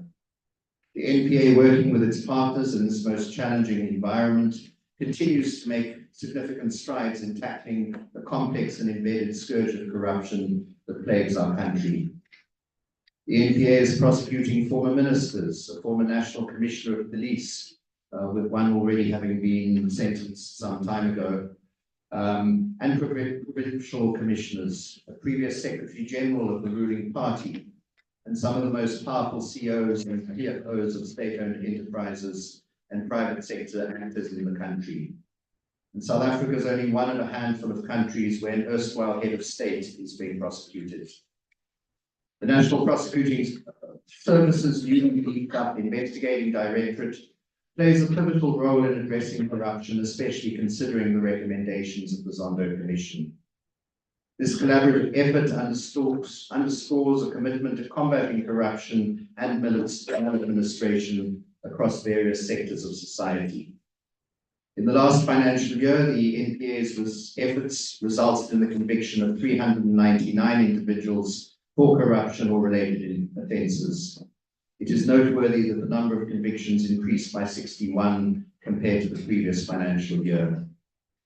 The investigating directorate of the NPA remains at the forefront of the NPA's efforts to tackle complex and high-level corruption cases, with a focus on 21 major investigation categories, spanning both the public and private sectors. The ID's work encompasses a wide range of entities and individuals implicated in corrupt practices. Some notable entities and individuals under investigation include Transnet, Eskom, Bosasa, Estina Company Pty Limited, the South African Police, the NPA itself, the State Security Agency, Bain, Alexcor, South African Airways, and the Public Investment Corporation. Several of these investigations have already progressed to court proceedings, while others remain ongoing. In the last financial year, the investigating directorate authorized 80 new investigations, bringing the total number of authorized investigations since its establishment in 2019 to 115. And since its inception, the ID has brought a total of 37 matters before criminal courts. Amongst these cases, 7 are related to state capture, addressing a total of 21 state capture recommendations. This underscores the ID's commitment to addressing corruption at all levels, particularly in cases involving state capture, which have significant ramifications for governance and accountability. Obtaining confiscation and forfeiture orders under Chapters 5 and 6 of the Prevention of Organised Crime Act are crucial in targeting the proceeds and benefits derived from criminal activities. These orders serve to strip criminals of their unlawful gains and disrupt the financial infrastructure that supports criminal enterprise. To take the profit out of crime, the Assets Forfeiture Unit has successfully obtained a preservation order from the High Court against those involved in financing the purchase of Optimum Coal Mine for 2.1 billion by the Gupta-owned Tikita Resources.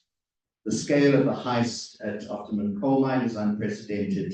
Valued at 3.4 billion rand, it's the largest preservation order in the Asset Forfeiture Unit's history. This case is but one example of the AFU's bold new strategy to bring back the stolen money, which includes the increased use of non-conviction-based forfeiture applications and utilizing the services of international law firms and other international organizations to trace and recover assets abroad. So in short, we are making progress, and most importantly for the purposes of this discussion today, the successes that we have achieved in the fight against corruption, in the fight against criminality, against human rights abuses and violations, are because of the fact that somewhere someone spoke up. They refused to remain silent despite great cost and serious risk to them and their loved ones. However, much more needs to be done.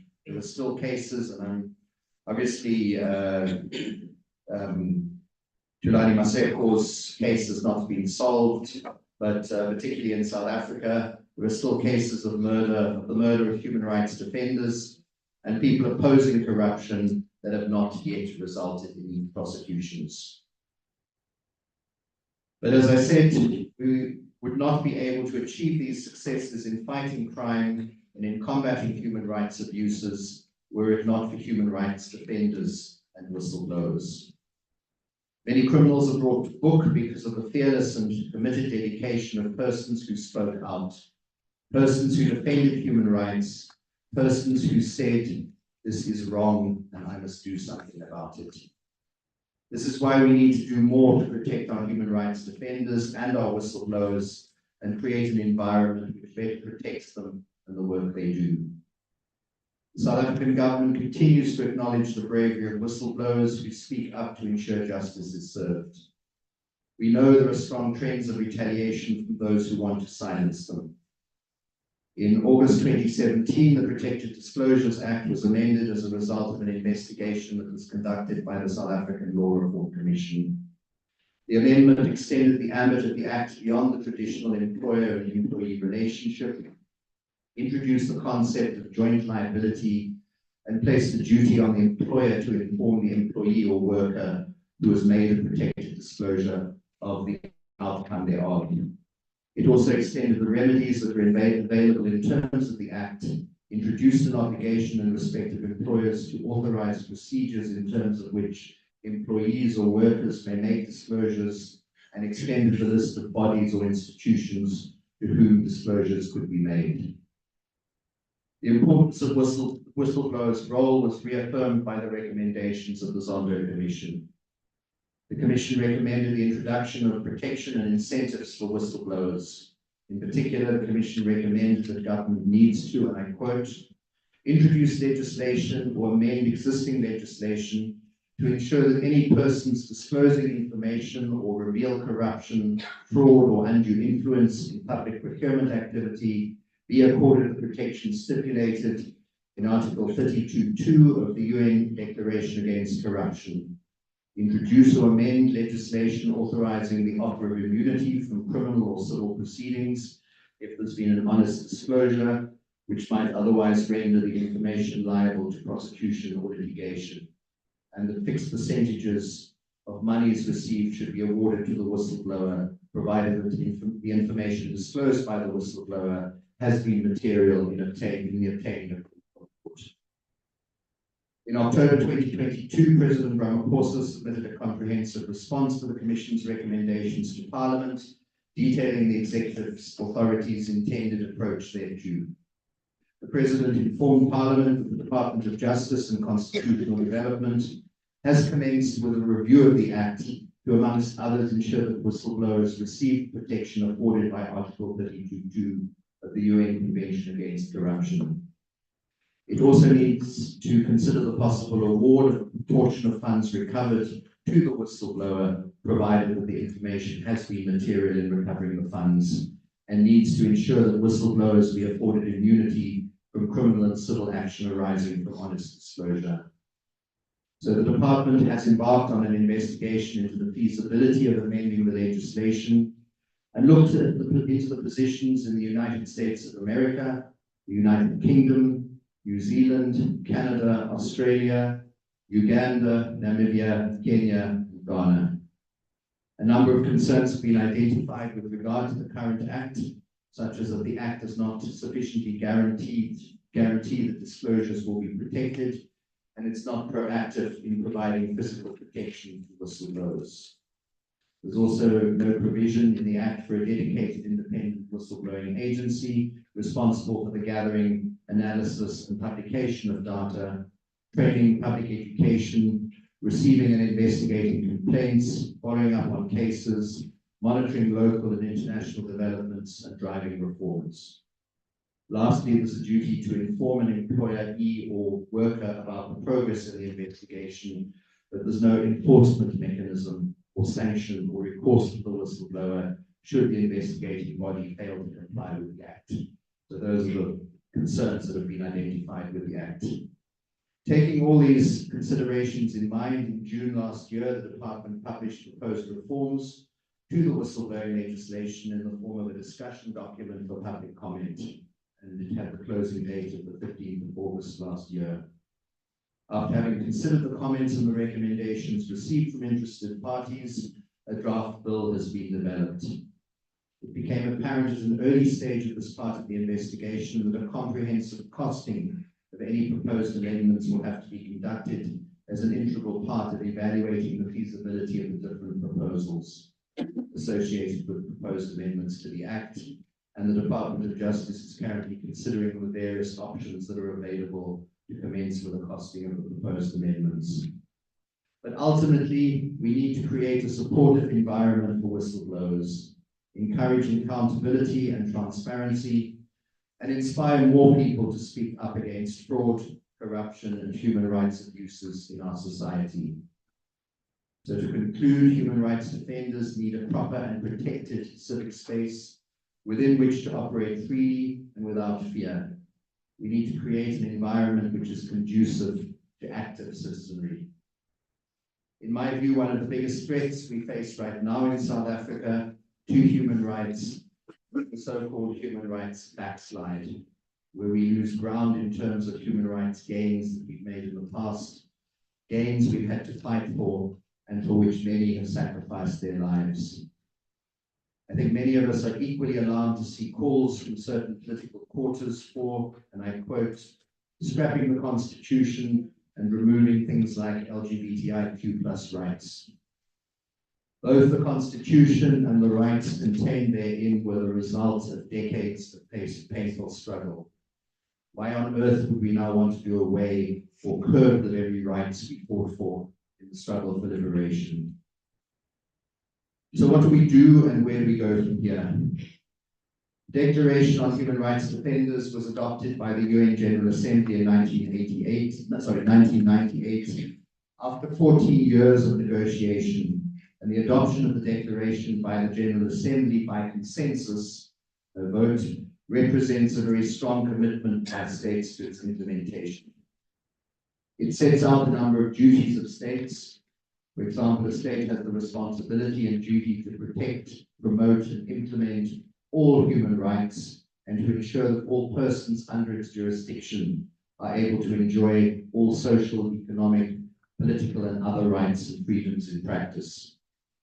It must adopt legislative, administrative, and other steps to ensure effective implementation of rights and freedoms, and provide an effective remedy for persons who claim to have been the victims of human rights violations. It must conduct prompt and impartial investigations of alleged violations of human rights and promote public understanding of civil, political, economic, social, and cultural rights. It needs to ensure that the creation and development of independent national institutions for the promotion and protection of human rights, such as human rights commissions, and promote and facilitate the teaching of human rights at all levels of formal education and professional training, like I think the Center for Human Rights is doing at this very university. So these are some of the things we need to do to safeguard our hard-won democracy. Human rights are universal, and the minute we backslide on one, it will become perilously easy to backslide on the others and reverse the gains we've made as a nation. We need to ensure that we do all we can to advance human rights, to further democracy, and uphold the rule of law. We owe it to the memory of Thulani Maseko and so many other human rights defenders to do so. Thank you.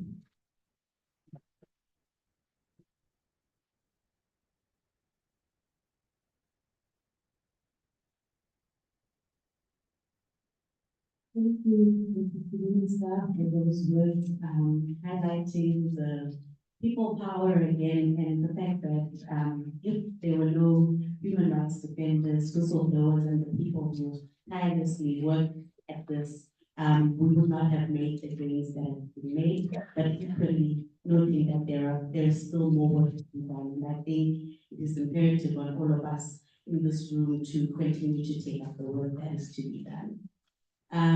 It is now As Bonolo had said in the beginning of the program, the matriarch opened the session, and as we come to the close of our program this afternoon, we have some patriarchs who give us some closing remarks. So, we balanced it out. To give us some closing remarks, I would like to call upon Mr. Maseko from Corruption Watch. He will be followed by Mr. Jacob van Garderen. He's the Director at Public Interest Practice. And finally, the patriarch at the center, Mr. Lloyd Kuvea, our Assistant Director, will close the meeting. Thank you. Please move on.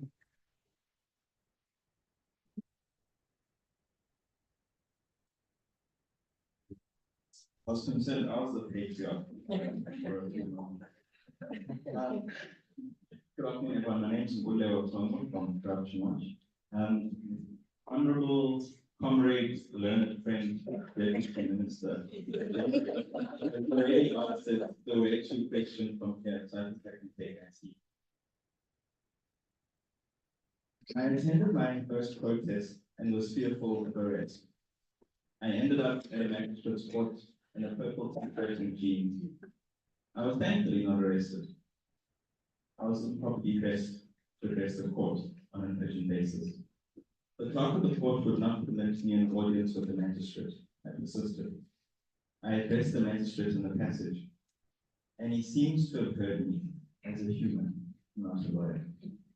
And I think one of the most important things we can walk away from with today is that we need to engage human rights defenders as humans, and that we need to be cognizant of the humanity in response. I intended to start with thank you. Thank you to everyone for being here, to the speakers and to those engaged both in the room and online. We naturally thank our co-hosts, the University of Pretoria Center for Human Rights, Thulani Maseko Foundation. We have perceived our partnership as imperfect, largely because Corruption Watch has had a focus on working with whistleblowers and not the broader concept of human rights defenders. Whistleblowers are, in most instances, a class of human rights defenders. They blow the whistle, alert us to wrongdoing. This is what human rights defenders do. Whether the wrongdoing is a specific act targeted at an individual, or whether it is systemic, we have been reminded to defend the human rights of others, even where we do not feel we are directly affected. And this is a good reminder during the global commemoration of Pride. And perhaps we need as much protection from our fears as we do from those who oppress us as human rights defenders. This is difficult when we are still in the process of entrenching protections in law. Sure, all of you will know. Corruption Watch has recently, in May, published a report on the experiences and perceptions of the impact of corruption. 67% of the respondents agreed or strongly agreed that whistleblowers are still being victimized and killed. This reflects the lack of accountability and impunity in the persecution of human rights defenders. And this is the very reason why we need better legislation, which we are on the way to a bit here. But we also need that legislation to help, to not just be put in place, but to be lived. We need the courts to uphold those rules. 64% wrote they knew that too many instances, but there are too many instances where whistleblower information was compromised by officials in the public sector. This is what leads to human rights defenders being tracked and traced and found in their information being shared wantonly. We as an organization have also been concerned in some of our own litigation that our safety was at risk. There is clearly a dangerous gap between the theory of legal protections, whether in the form of model laws or sparingly passed legislation, and the actual protection. People on the ground are still in fear despite the existence of these laws. So what do we do? What can we do? Many whistleblowers who have approached us have done so for the protection of the human rights of others, largely to ensure the realization of socioeconomic rights. And the international model law definition of human rights defender is anyone promoting, protecting, or striving for the protection and realization of human rights on their own or with others anywhere. This brings me back to what strategic avenues there are to apply pressure. This was suggested, and I'll throw the question back to you, because I'm not entirely sure what the strategic avenues are, at least not if we're working independently. One key thing is not allowing our passion, or allowing our passion to be ignited, and not allowing it to be extinguished. We need transparency in the investigations surrounding human rights defenders, whether they are assassinated, whether they are being burned. We need accountability for those who abuse the ecosystem. We need to live by the rule of law.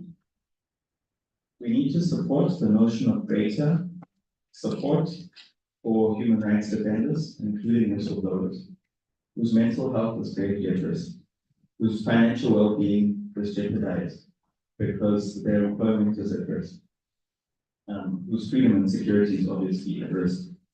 We need a spotlight on each and every case of the abuse of human rights defenders, because the powerful are able to get away with it because fewer people know and fewer people seem to care enough to do something and say something.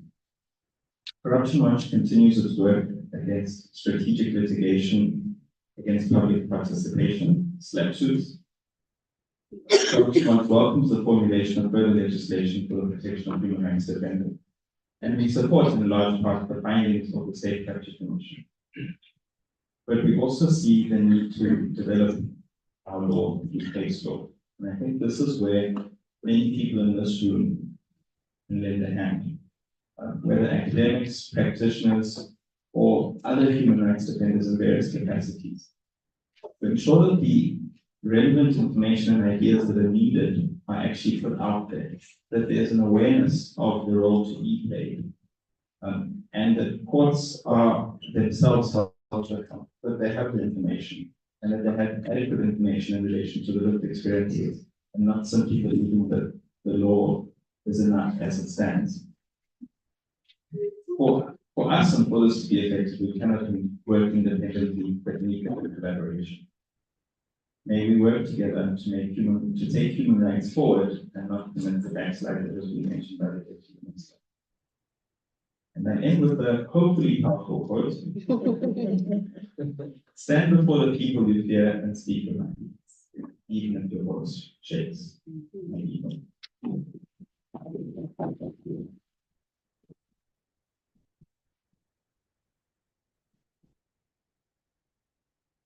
The risk of being introduced, not being called honorable, I'll just get myself. What's your middle name? My parents were smart enough not to give me. So I'm Jacob van Garderen. I wear a few hats today. I'm a very proud, newly installed board member of the Thulani Maseko Foundation. I think a foundation that will hopefully be a facilitator, an activist organization that will collaborate with all of you in the important institutions of Corruption Watch, of the Centre for Human Rights, Amnesty, Human Rights Watch, the Centre for the Study of Violence, and everybody else, to fight impunity, but with a particular focus on those who are left behind in their search for justice and to ensure that the necessary support is given to them. I also work with the Southern Defenders, the Regional Human Rights Defenders Network, who most of you are part of, and we are very much looking forward to see each other again at the end of November at the annual Human Rights Defenders Summit, which this year will be hosted in South Africa in Johannesburg. And I think many of the issues and the challenges that were raised today need to be further elaborated and make sure that those are not just talking points, but that they are issues that we can engage with. And as I listened to the speakers today, I think we are not just talking in theoretical constructs. I mean, if we look back at the consequences of Thulani's assassination, it was brutal. It immediately had a chilling effect on the important political and activist work in Swaziland. And it is because of what Sipho said.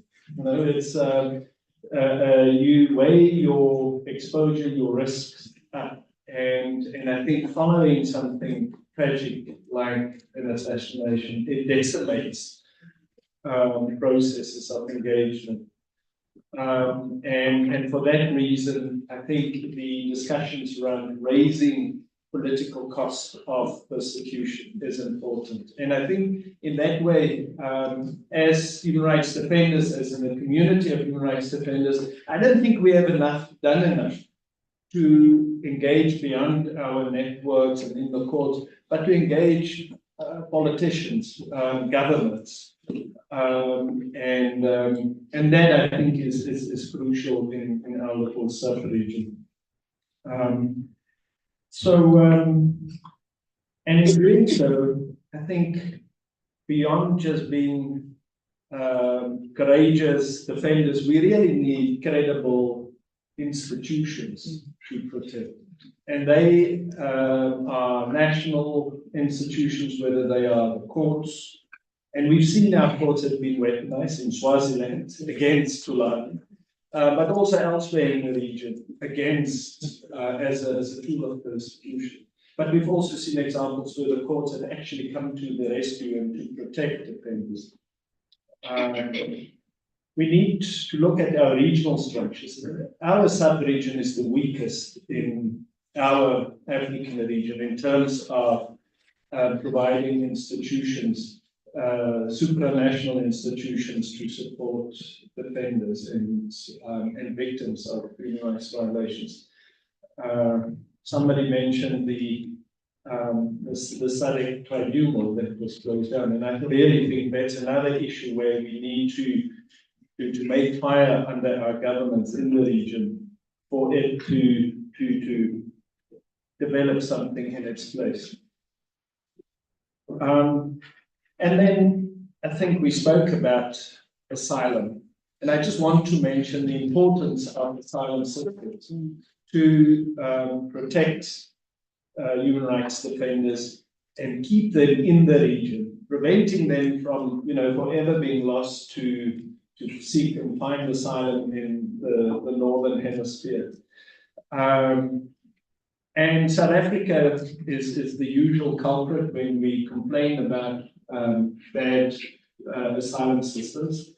But at least we have an asylum system where it's possible for defenders to apply for asylum. Many of the countries in the region don't even have the same level of institutions. And I think we need to put a spotlight on the better use of these institutions. So my role is actually not to talk, but to say thank you. And I want to start off with the University of Pretoria. Professor Skuman, the Faculty of Law has really done incredible work over the last few decades, and is certainly a different faculty of the one I used to attend many years ago, where the Center for Human Rights was not presented as a shining example of what a academic center can do, but it was certainly having a difficult time. So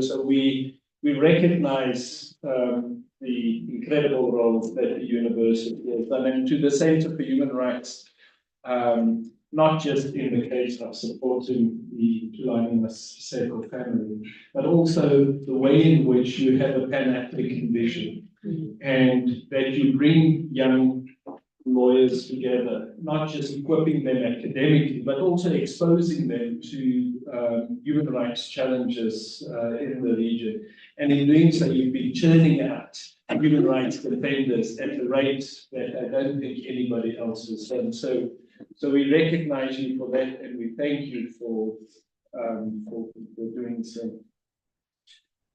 To Corruption Watch colleagues, it is, I think, the work that you have been doing over years, laying the foundation, elevating the need for urgent law reform, the urgent protection of whistleblowers, a systemic response to an insidious, corrupt practices have really, I think, partly laid the foundations for institutional responses like the Zombie Commission and others. So we thank you for co-presenting this or facilitating today's session.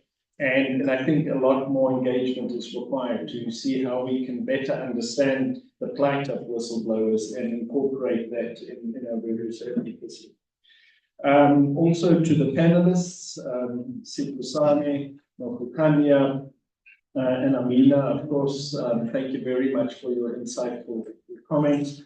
And then to my friend Tanele, may your work through the foundation continue from strength to strength. And then last but not least, to our elder statesman, the Honourable. We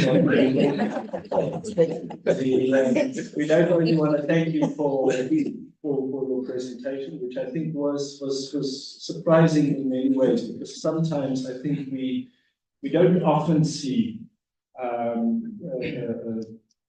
developments and progress made in the difficult response from government to investigate and prosecute those involved in corruption.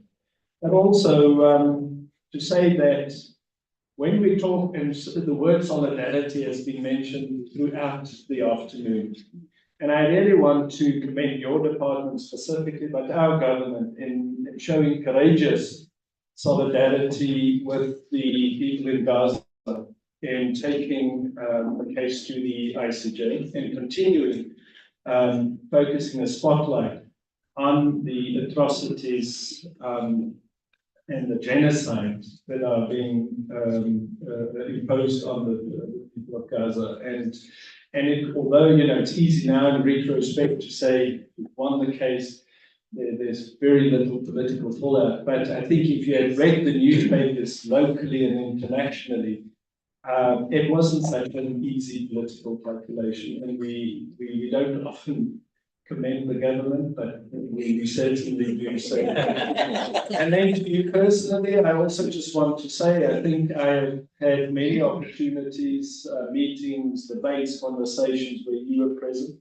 It has never been difficult to get you to attend meetings of this important nature, but lesser important ones, and you always make time for that, whether you agreed or not agreed. I think it's that openness, I think, that we really want to thank you for, and we wish you all the best for your new chapter, and we hope that you will continue being productive and working in this sector. So thank you very much, and for that I'm handing over to Mr. Kubeya.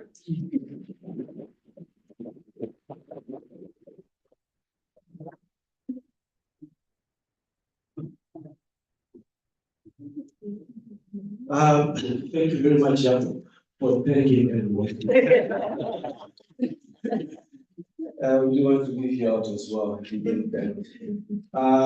very much. And Honorable Comrade, thank you so much for your honesty in your speech. I really appreciate your honesty. It's very rare for a politician to stand and to really speak honestly about things that have happened and that the government has done. But also, I think people relate to you because you are also a human rights defender. I didn't know that about you. Thank you so much for sharing your personal story. I also just want to thank the team for your warmth, your grace, for your presence all the time when you come. to our events. Thank you very much. I want to thank everyone else because I know it's thanked by my good brother Yakub. But there are two people that I also want to thank specifically, Bonolo and Tario.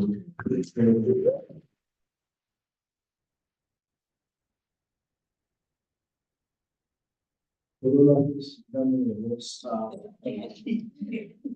colleagues for events as well. So, but thank you very much for your leadership today. I think we have putting this together with the channel. Thank you so much. And to the HRTA class, thank you so much for your commitment, for your passion. And I know you've been writing exams in long, but thank you so much for making time to be with us today.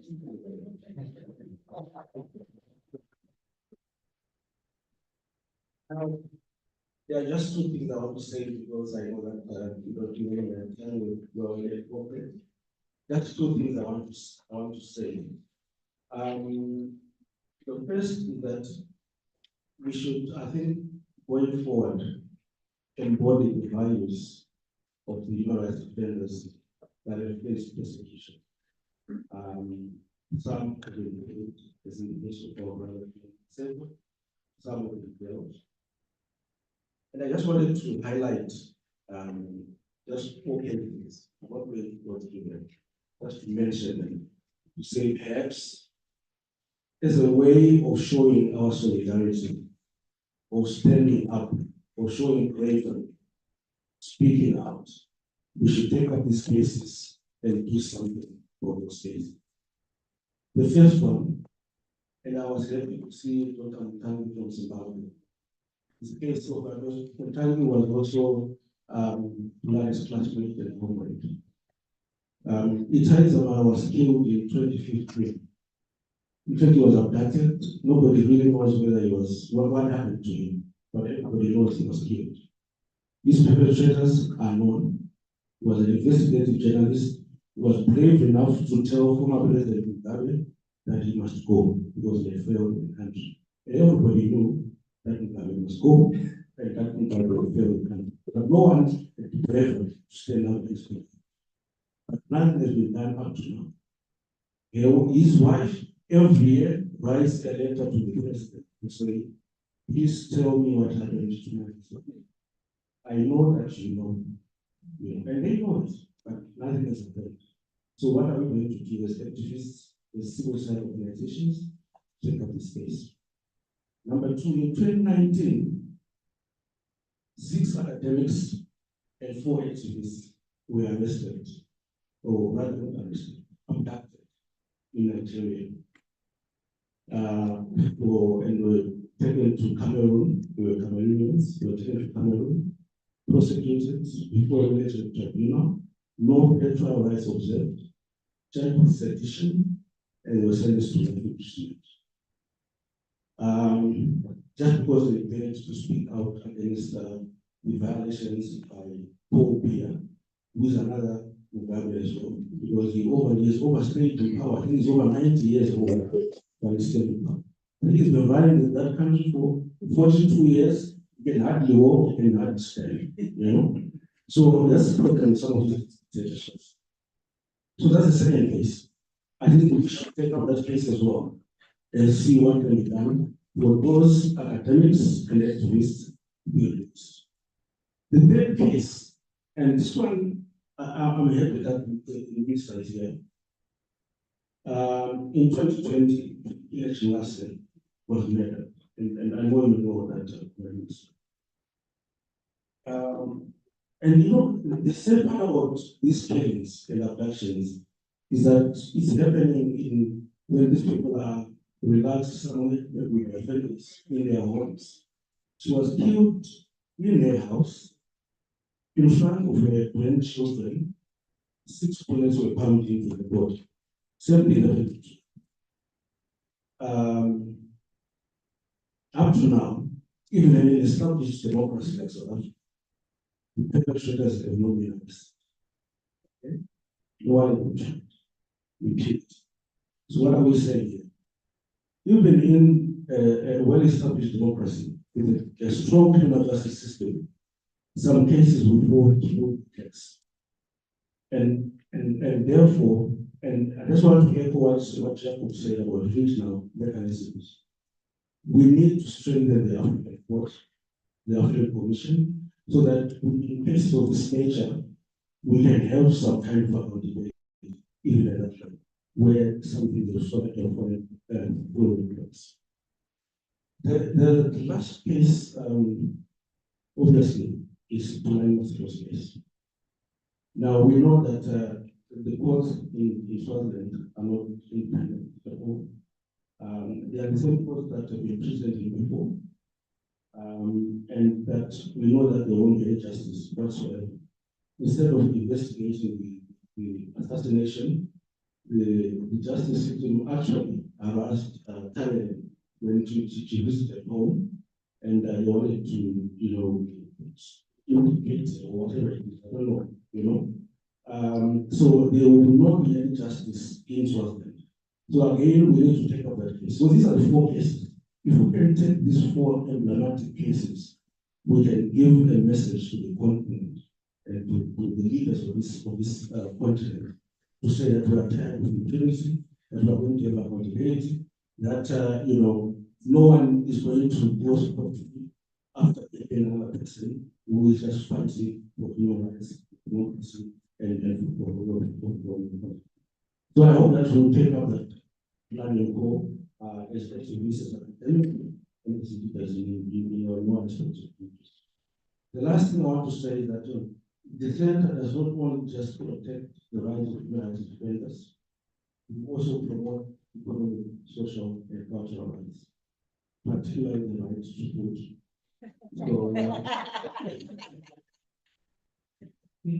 So after this, please, we have some refreshments outside. Enjoy the refreshments as you continue to discuss and to strategize how we are going to go forward. And also to all the speakers and panelists, please don't go away. We want to take a photo with you so that we can record this event. Thank you so much.